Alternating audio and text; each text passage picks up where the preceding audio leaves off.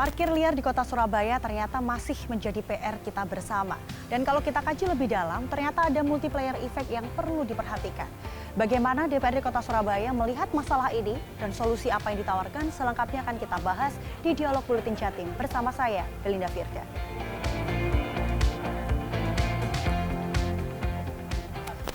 Pemirsa, di Dialog Buletin Jatim kali ini kita membahas terkait bagaimana solusi parkir liar di Kota Surabaya. Sudah bersama saya Ketua DPRD, Ketua Komisi A DPRD Kota Surabaya, Mas Arief Fatoni. Mas, gimana kabarnya? Alhamdulillah sehat, Mbak Belinda. Alhamdulillah. Mas Tony, ini bagaimana Mas kalau DPRD melihat dari masalah parkir liar di Surabaya? Memang itu problematika yang selalu muncul karena Surabaya ini kota yang aktivitasnya hidup 24 jam, Mbak Belinda. Artinya karena kota yang hidup aktivitasnya 24 jam sebagai kota jasa dan perdagangan, tentu ada banyak tempat-tempat usaha yang kemudian membutuhkan ruang parkir. Nah, karena ruang parkirnya terbatas, karena lahan di Surabaya yang cukup mahal, akhirnya muncullah praktek parkir liar atau praktek parkir ilegal itu.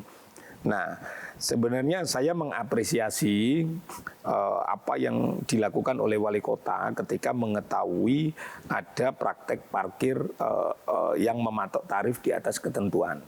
Nah, itu memang tugas seorang pemimpin begitu, untuk memastikan bahwa pelaksanaan parkir itu antara Dassolen dengan Dasennya sama. Sebagai kepala eksekutif pemerintahan, memang harus melakukan tinjauan lapangan begitu secara berkala. Agar apa?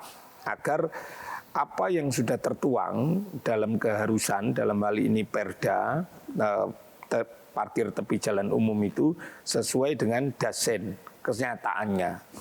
Jadi tidak boleh mematok tarif di atas itu. Nah, saya berharap sidak yang dilakukan atau temuan yang dilakukan oleh wali kota itu dijadikan instrumen bagi teman-teman Dinas Perhubungan Kota Surabaya untuk melakukan perubahan secara komprehensif, menyeluruh. Bagaimana perubahan ke dalamnya? Kita juga kan mendapatkan informasi, kami menduga pelaksanaan parkir-parkir yang tidak sesuai ketentuan, itu kan juga diduga ada permainan dengan mungkin oknum Dinas Perhubungan. Mungkin lah Mbak, diduganya begitu. Nah, makanya saya berharap apa yang dilakukan wali kota kemarin itu menginspirasi teman-teman di SUB untuk melakukan perubahan secara komprehensif. Salah satunya apa? Satu, melakukan rotasi personil secara berkala. Orang itu jangan ditugaskan dalam satu bidang lebih dari 6 bulan. Itu membuat potensi korup. Yang kedua, miskin inovasi. Nah, ini yang bagi ke dalam di SUB-nya. Nah, yang kedua, saya juga berharap teman-teman di SUB ini juga bekerja sama dengan bagian perekonomian Pemkot maupun dinas sosial. Karena apa? Secara sosiologis, pengelola parkir ilegal di kota Surabaya itu orang yang memang dia tidak punya pekerjaan. Ya, jadi pekerjaannya ya adu kekuatan memanfaatkan lahan kosong, entah itu milik siapa, dijadikan tempat parkir. Itu juga sebenarnya ada manfaatnya, karena biasanya bagi pelaku-pelaku parkiran itu menganggap wilayah yang dijadikan usaha dia membuat lapangan parkir itu sebagai wilayah yang harus dijaga kehormatannya. Artinya apa? Kita jarang mendengar tempat-tempat parkir itu ada pencurian sepeda motor. Betul kan Mbak Belinda? Karena apa? Ya, ini berangkat dari secara sosiologis, rata-rata yang pengelola parkir itu adalah orang yang kuat secara fisik. Sehingga para pencuri motor itu tidak berani macam-macam untuk mengganggu lapak atau gudang yang dijaga oleh pengelola parkir itu. Nah, itu secara sosiologis begitu. Makanya harus ada pembinaan. Pembinaan dari teman-teman di SUB. Kan tidak mungkin di SUB itu punya resources untuk membina seluruh lokasi parkir ilegal yang ada di kota Surabaya, yang ilegal ya. Nah, Makanya ya harus berkolaborasi dengan jajaran pemerintah kota yang lain. Yang kedua juga harus berkolaborasi dengan bagian pemerintahan, camat, lurah, suruh mengidentifikasi di wilayahnya ada kantong-kantong parkir berapa. Nah, terus kemudian itu yang mengelola siapa. Nah, itu harus dilakukan pembinaan agar tidak ada lagi insiden atau kejadian warga membayar parkir di atas tarif yang ditetapkan oleh pemerintah. Itu Mbak Belinda. Kita breakdown satu-satu, Mas Tony. Menarik sekali, ada banyak poin. Tapi sebenarnya kalau inti dari kolaborasi yang diusulkan oleh Mas Tony sebagai salah satu solusi, kolaborasi seperti apa?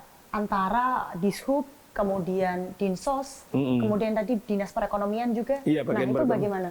Ya kalau kemudian kita mau menutup tempat parkir itu, berarti kan kita sudah menutup mata pencaharian orang. Nah kalau kemudian orang ini nganggur, potensi terjadinya peningkatan gangguan keamanan ketertiban masyarakat itu kan meningkat karena nganggur. Nah sementara kebutuhan hidup itu kan tidak bisa ditunda Mbak Belinda. Makan tidak bisa ditunda, minum tidak bisa ditunda, bayar SPP anak tidak bisa ditunda. Nah ini kan harus dipikirkan. Nah ini yang saya maksud harus kolaborasi dengan bagian yang lain. Kenapa saya tadi singgung Dinsos dan bagian perekonomian? Agar apa? Ketika mata pencarian ini ditutup tidak berbanding lurus dengan potensi naiknya angka kriminalitas di kota Surabaya. Maka harus dicarikan solusinya. Dengan cara apa? Entah dipekerjakan di tempat lain, terus kemudian anak sekolahnya kemudian dihandle oleh dinas sosial dan lain-lain. Sehingga kita memutus mata rantai kemiskinan sebagai dampak kebijakan itu. Nah, yang kedua, kolaborasi dengan camat lurah itu terkait dengan identifikasi. Identifikasi itu seperti apa? Contoh, kebangetan kalau lurah itu kemudian tidak tahu di wilayahnya ada kantong-kantong parkir. Itu kebangetan. Berarti dia menjadi PNS saja, bukan menjadi lurah. Aduh. Saya nggak komentarin itu, Mas. Terus. Nah, ketika diidentifikasi itu menjadi data primer bagi teman-teman Dishub untuk melakukan pembinaan. Kenapa sering saya sampaikan bahwa kita ini tidak bisa menutup semua parkir ilegal yang ada di kota Surabaya. Karena apa? Ya satu, pemerintah kekurangan resources untuk melakukan pembinaan dan pendataan itu. Nah, yang paling mungkin adalah bagaimana agar tokoh-tokoh masyarakat sekitar itu juga bisa terlibat aktif. Contoh, ketika lurah tadi sudah melakukan identifikasi, ternyata di wilayahnya ada 12 kantong parkir yang tidak terdaftar ke Dishub. Nah, agar ini tidak merugikan masyarakat, yang paling mungkin kan dilakukan pembinaan. Pembinaannya apa? Contoh, di sana kan ada pemangku wilayah, RT, RW, LPMK. Itu diajak bicara, oke silakan kantong itu dipakai tempat parkir, asal tarifnya tidak boleh melebihi ketentuan peraturan daerah tentang parkir tepi jalan umum. Nah, yang kedua segera daftarkan ke Dishub, sehingga kantong parkir itu di samping bisa memberikan kesejahteraan bagi pengelolanya, juga bisa memberikan kontribusi terhadap pendapatan asli daerah kita. Baik, nah itu yang saya maksud kolaborasi dengan masyarakat itu. Sebenarnya saya tangkap juga ada poin dilematis berarti ya, karena kalau kita melihat sebenarnya parkir liar ini jadi masalah di masyarakat, tapi kita tidak menutup mata kita. Kalau memang ini menjadi satu mata pencaharian. Betul. Dan pemerintah juga masih punya PR nih untuk perekonomian yang ada di kota Surabaya. Sebenarnya ada solusi yang ditawarkan Mas Tony nggak sih dari DPRD Kota Surabaya? Tahan dulu Mas. Oke. Pemirsa jangan kemana-mana, tetap di Dialog Buletin Jatim.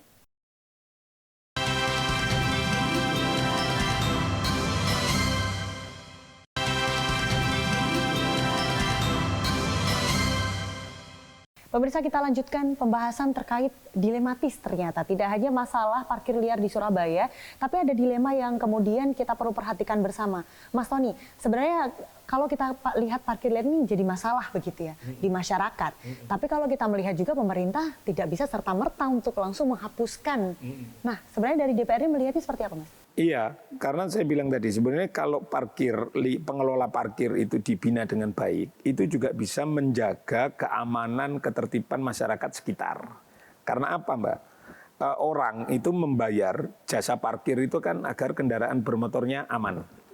Kita lihat kemarin dalam periode Maret, April, angka pencurian sepeda motor di kota Surabaya itu kan luar biasa, Pak.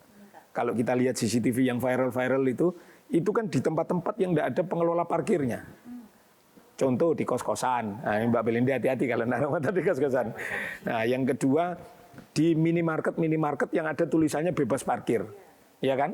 Itu begitu baru datang langsung ceklek. Nah, atau di tempat-tempat usaha yang memang tidak ada pengelola parkirnya. Nah, berbeda ketika meskipun itu ilegal ya karena tidak terdaftar di teman-teman Dinas Perhubungan Kota Surabaya, ketika ada penjaga parkirnya, itu biasanya pelaku pencurian kendaraan bermotor itu takut untuk melakukan operasi di daerah itu. Karena apa? Mungkin sudah tahu sama tahu. Atau yang kedua, takut dikejar. Karena apa? Rata-rata pengelola parkir itu bisa disebut orang yang kuat secara fisik. Saya tidak sebut preman ya, kuat secara fisik. Dan punya pengaruh kuat. Pengaruh kuat ke jaringan-jaringan begitu. Sehingga itu yang membuat pencurian tidak ada di lokasi-lokasi itu. Nah makanya ini kan perlu dibina. Bahwa kemudian kita mengecam keras ada pelaku parkir ilegal yang mematok tarif sampai 35.000, 40.000 itu kita mengecam keras karena itu tidak sesuai dengan ketentuan dan yang pasti memberatkan masyarakat kecuali vale.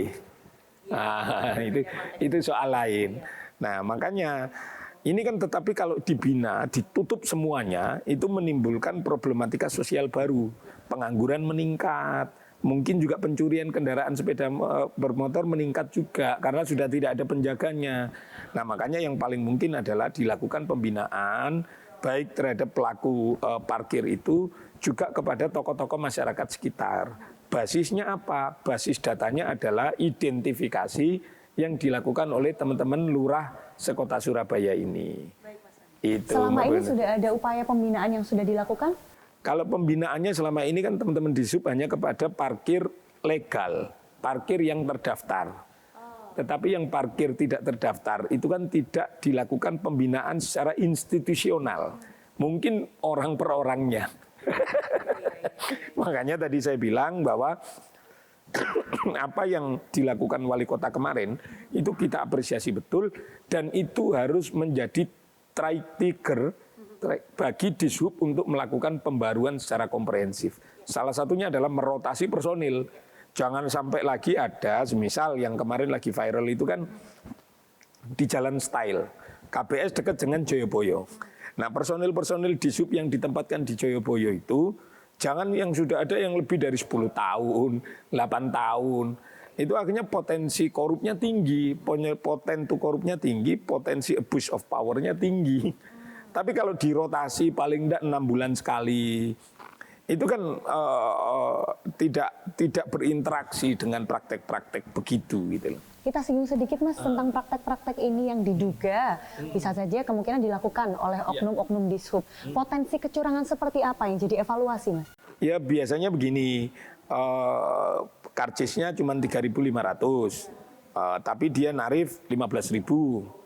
Nah nanti diduga ada sekian persen itu diberikan kepada oknum Dishub yang ada di situ. Nah makanya ini kan harus dilakukan rotasi. Agar ya itu tadi saya yakin orang baru, semangat baru, punya gagasan dan inovasi baru untuk mengembangkan penugasan itu dengan baik. Mas Tony tadi kan sempat disinggung bahwa salah satu solusi yang ditawarkan dari DPRD Kota Surabaya ini kepada pemerintah Kota Surabaya agar bisa melakukan pembinaan kepada parkir-parkir yang kita sebut ilegal. Karena kalau kita melihat sebenarnya data yang kita dapat bahwa PAD parkir ini masih jauh dari target Mas. Per bulan Mei masih 10%. Ada target tahun ini harus 55,4 miliar. Nah, apakah kemudian nanti diharapkan dari pembinaan ini bisa kemudian dialokasikan, ada pembagian secara legal? Itu gimana Mas? Ya kalau dilakukan pendataan, begitu datanya sudah lengkap, kan tugas Dishub itu kan melegalkan dari yang tidak legal itu tadi. Nah ketika itu sudah dilegalkan, otomatis berbanding lurus dengan potensi pemasukan dari retribusi parkir tepi jalan, itu meningkatkan pendapatan asli daerah kita. Kalau sekarang masih 10%, Saya kalau berharap identifikasi teman-teman lurah ini selesai dalam 1 bulan semisal. Ini bulan Juli, Agustus, September itu sudah legal semua. Insya Allah di bulan Oktober, November itu pendapatan asli daerah dari sektor retribusi parkir tepi jalan akan meningkat. Masyarakat juga dilindungi, tidak ada lagi tarif di luar ketentuan. Pemerintah kota bisa mendapatkan retribusi dari parkir tepi jalan ini dengan baik. Tapi kalau Mas Tony lihat sebenarnya ada ini, bisa nggak sih dicapai untuk angka yang memang kita masih bisa bilang jauh sekali dari target, Mas, dengan langkah-langkah yang tadi ditawarkan oleh Mas Tony? Saya yakin pasti akan ada peningkatan yang luar biasa. Karena yang dari ilegal menjadi legal, saya yakin pasti akan ada pemasukan terhadap kas daerah kita dari retribusi itu. Selama ini berarti belum dilakukan itu ya, Mas? Apa yang dilakukan Pak Wali Kota kemarin mengingatkan jajaran di Sub untuk segera melakukan itu. Oh, baiklah. Berarti ya belum dilakukan. Soalnya kalau sudah dilakukan, saya mau bilang gimana respon dari para pelaku parkir liar ini. Selama ini dari DPRD Kota Surabaya sudah pernah mengkaji lebih lanjut nggak, Mas? Langsung ke orang-orang yang melakukan praktik parkir ilegal itu. Tahan dulu ya. Kita lanjutkan nanti karena ini semakin menarik. Pemirsa jangan kemana-mana, tetap di Dialog Buletin Jatim.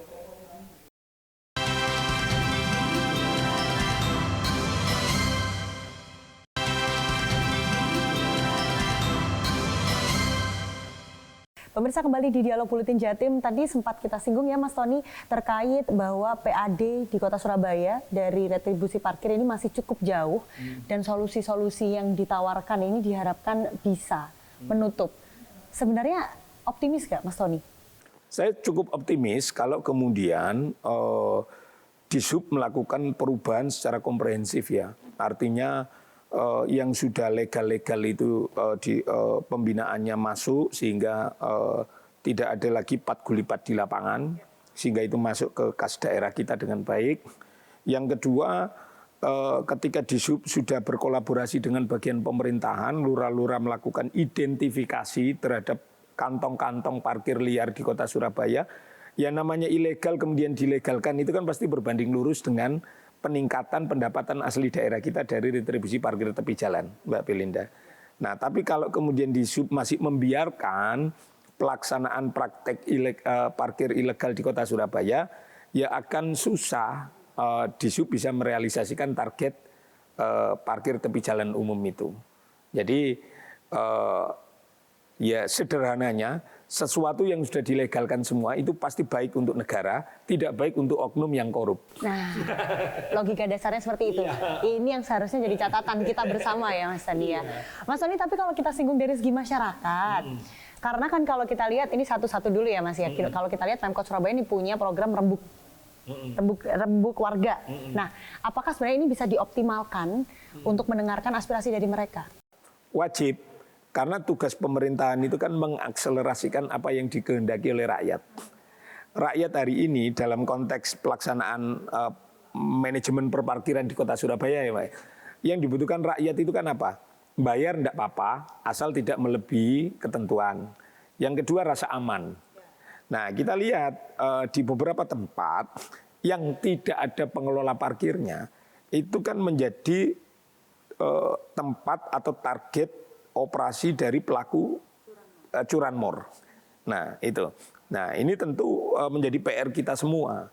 Contoh kan di beberapa minimarket itu kan ada tulisan dilarang parkir, ya toh? Karena memang mereka sudah membayar retribusi parkirnya ke pemerintah kota. Nah ketika pengusaha ini sudah membayar retribusinya ke pemerintah kota, lalu langkah pemerintah kota apa untuk menjamin keamanan konsumen yang berbelanja di situ? Nah, kalau kemudian hanya menerima haknya saja, tetapi kewajibannya tidak terpenuhi kan juga tidak fair. Nah, makanya pada waktu itu saya sampaikan terhadap yang demikian-demikian itu, pemerintah kota bisa bekerja sama dengan LPMK. Semisal di satu kelurahan ada minimarket berapa? 4, 5. Nah, karena Pemkot sudah menerima pembayaran retribusinya, ya berdayakan mereka ini. Dengan cara apa? Ya dipekerjakan, ada yang ngawasi atau terjunkan patroli secara berkala sehingga konsumen masyarakat Surabaya yang berbelanja itu tidak was-was. Nanti saya ngantri bayar, motor saya hilang karena tidak ada penjaganya. Nah ini juga harus dipikirkan. Nah makanya kenapa saya bilang tadi, identifikasi yang dilakukan lurah itu menjadi kunci pintu masuk pengambil keputusan yang lebih tinggi. Kalau kemudian datanya sudah bagus, pengambil keputusannya itu kan pasti tepat dalam memberikan kebijakan. Tapi kalau lurahnya hanya terbitkan surat keterangan riwayat tanah saja kerjaannya, tapi tidak pernah mau turun dengan masyarakat, ya itu problem baru lagi nanti Mbak Belinda. Kayaknya kalau ngomongin parkir liar ini ada multiplayer di effect gitu ya Pak ya, kemana-mana gitu arahnya. Tapi sebenarnya berarti kan masyarakat ini harus berperan aktif ya, Betul. Mas. Tapi nggak jarang ada di titik-titik tertentu yang tukang parkirnya lebih galak. Nah itu masyarakat seharusnya bersikap seperti apa? Nah kalau ya itu tadi yang saya bilang, memang pengelola parkir itu kan modal otot. Nah, saya berharap masyarakat berperan aktif. Kalau ada pengelola tempat parkir yang galak, yang mematok tarif di atas ketentuan, diviralkan saja. Diviralkan, kan kita hampir semua warga Surabaya itu kan megang perangkat yang bernama gadget ini. Jadi kalau ada peristiwa yang tidak pas, videokan saja, bisa diviralkan melalui media sosialnya, juga bisa dilaporkan melalui aplikasi Sapa Warga yang dikelola oleh pemerintah Kota Surabaya. Sehingga pemerintah bisa tahu apa yang harus dilakukan. Nah, saya juga berharap di momen yang terhormat ini, ayolah saudara-saudara kami yang mengelola parkir di Kota Surabaya ini, belajarlah untuk tersenyum sebagaimana teller bank melayani warga. Jadi meskipun panas-panas itu Mbak Yo dikasih senyuman, senyum di hadapan saudaramu itu juga sedekah dan itu ketentuan agama. Jadi jangan galak-galak, sudah tidak waktunya. Agar konsumen ini nyaman dan ikhlas, bahkan bila perlu ngasih tip pasti. Warga kita itu kan begitu dilayani dengan baik itu kan pasti ngasih tip. Jadi ikhlas gitu. Jadi ikhlas, harusnya bayar 2.000 ya karena pengelola parkirnya sopan, ramah, dikasih 5.000. Nah itu kan rezeki yang barokah begitu biasanya awet untuk anak istri. Nah poin pentingnya sepertinya itu ya Mas Tony. Jangan galak-galak lagi dan tidak relevan. Mas singkat aja, bagaimana berarti kita ambil solusi tengahnya untuk parkir liar di Surabaya, baik dari pemerintah, kemudian masyarakat, termasuk juga oknum-oknum yang memang tadi sempat disinggung, atau pengelola parkir itu sendiri. Gimana Mas Tony? Singkat saja. Yang pertama, oknum-oknum yang ditengarai terlibat dalam melestarikan parkir ilegal, segera rotasi. Tunjuk orang baru, sehingga ada pembenahan secara komprehensif. Yang kedua, libatkan peran serta masyarakat sekitar. Contoh, yaitu tadi ketika lurah sudah mengidentifikasi ada berapa kantong parkir ilegal, berdayakan masyarakat sekitar agar yang ilegal ini segera menjadi legal, maka disub masuk di ujung. Di pintu terakhirnya disub masuk, dilegalkan, diberikan karcis parkir resmi, dan dilakukan pembinaan secara berkala. Nah, yang kepada masyarakat pengelola parkirnya, ya konsumen itu raja, maka perlakukan mereka seperti raja. Sudah tidak zamannya lagi ngelola parkir dengan wajah galak agar ditakuti. Nah itu yang menurut kami yang harus dilakukan dalam waktu dekat. Mas Tony terima kasih, ini semoga bisa menjadi catatan begitu ya. Karena parkir liar ini masih jadi masalah dan kita poin pentingnya berarti pemerintah ini tidak kemudian menutup atau melarang. Jangan. Alasannya Mas? Singkat aja. Berdayakan dengan baik. Kolaborasi untuk menjaga keamanan di Surabaya. Betul, poinnya di situ, masyarakat tetap nyaman, pemerintah juga bisa melaksanakan kebijakannya dan tetap amanah begitu ya Mas Tony ya. Mbak Belinda. Terima kasih banyak Mas Tony, kita sama-sama jaga Surabaya tetap aman. Siap. Masyarakat jangan lupa viralkan kalau memang ada yang kurang nyaman dan bisa langsung mengadu ke DPRD. Monggo, 24 jam. Pemirsa, demikian Dialog Buletin Jatim kali ini. Semoga Surabaya tetap aman. Kita jaga bersama-sama. Saya Belinda Firda mewakili seluruh kru yang bertugas mengucapkan terima kasih dan sampai jumpa.